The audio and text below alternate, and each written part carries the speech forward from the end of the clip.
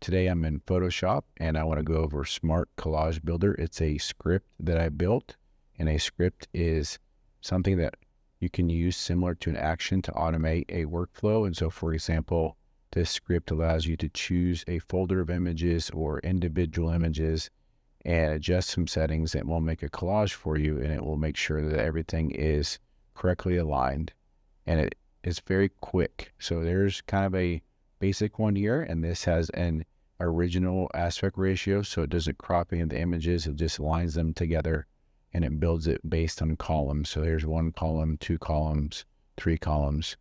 Here's another one that I built just like this, and this one has a tapered edge, so it still is building it in columns, but it allows there to not have a squared off edge, so it has a little bit more of an organic feel to it. This one right here has a square aspect ratio, and this one has layer masks.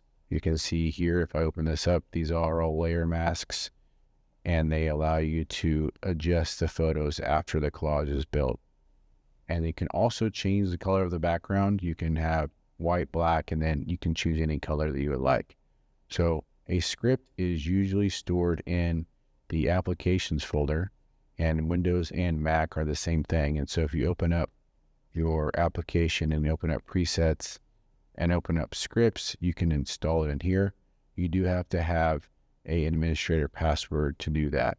So I'm here in Photoshop and I have my script installed. So I'm going to go to File, Scripts, and I'm going to go to Smart Collage Builder. And this is going to pop up, and this is going to allow me to select images and make my collage. So I'm going to first select the images, and I am going to select these images right here, and I'm going to hit open, and it's going to pull them up, and it's going to keep them right here so I can see them. And so right now I'm going to have a column build, edge, square edge, and I'm going to have automatic columns. You can choose the number of columns you like, and in certain situations that's the best. I can adjust the spacing between the images. Right now I'm going to keep it original aspect mode, and I'm going to keep the scale 100, but if you want to make the collage smaller, you can decrease this. You can also make it bigger, and you can make it go outside the canvas bounds. So I'm going to randomize the order, and I don't want to have a different color background. There is some tips here if you would like to look at some of the tips.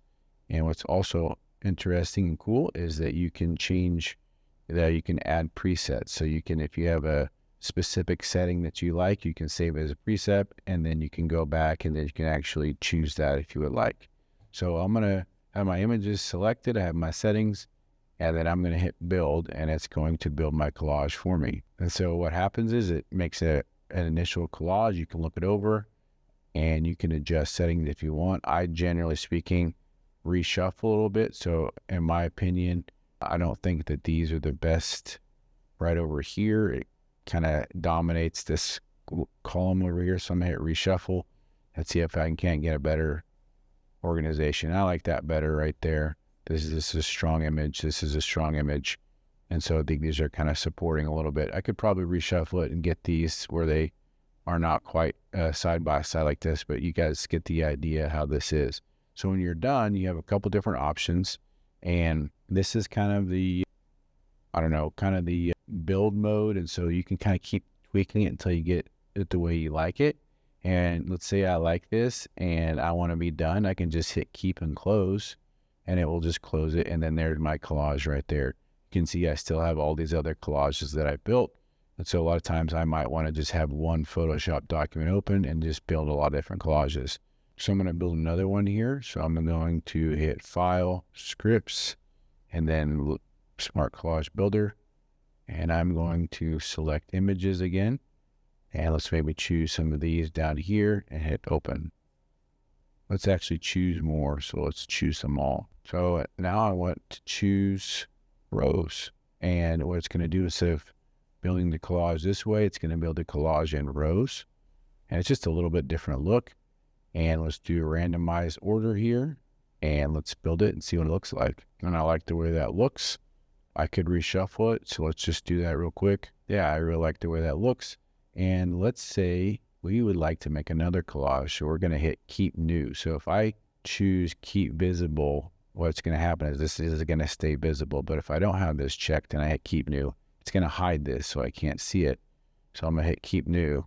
It didn't delete anything. It's right here. But if I hit keep new, it says that I want to make a new one.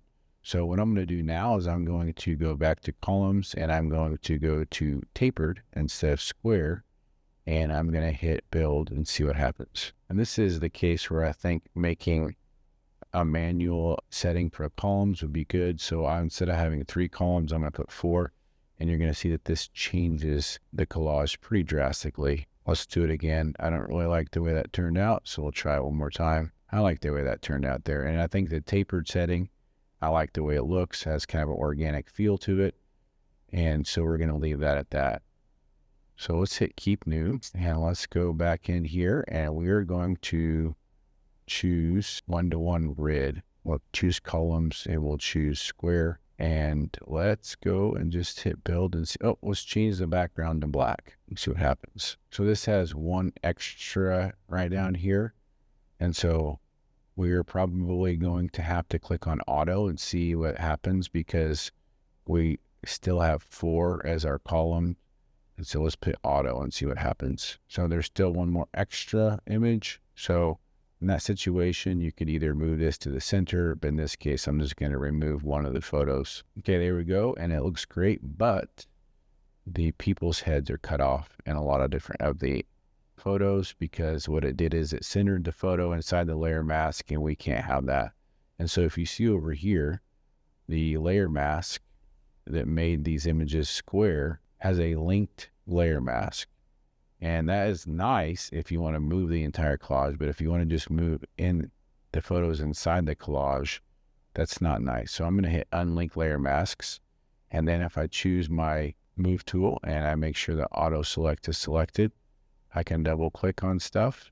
I'm going to move this out of the way, double click on an image, and I can move it around. You can't move it too far because it will move outside of the frame, and you got to double click on it, because you can see what happens is choosing the image. When I do that, I can move it around, and this happens pretty quickly. So when you're done, I usually click on link layer masks again, and then I'm going to hit keep and close. I'll show you why I link the layer masks again, because now if I wanted to, I could hit Control T, and I can make this entire collage smaller if I wanted to.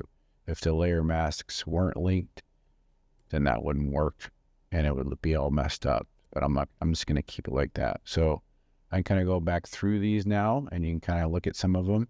I turned the background off on that one, but you can kind of see some of the styles and how quickly you can make different collages. That's a very handy way to work quickly with different images and make interesting collages. So I hope you enjoyed it. Thank you.